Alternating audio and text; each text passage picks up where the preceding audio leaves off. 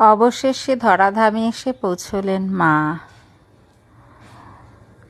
দেখো, মা নিজের জায়গায় নিজে বসে গেছেন। কোনো সমস্যাই হয়নি মাকে বসাতে।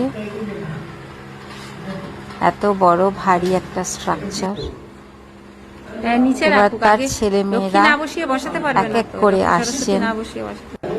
মায়ের সাথে মার প্রিয় পুত্র গণেশকে আগে আনা হলো, তারপরে এলেন মা লক্ষ্মী। এরা তাদের জায়গা নিয়ে নিল, যে যার নিজের জায়গা।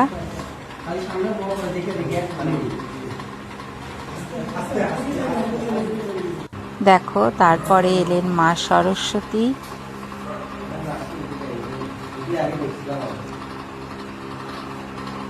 শম্ভু, মা দেওয়ালের দিকে তাকিয়ে আছে। অবশেষে এলেন কার্তিক।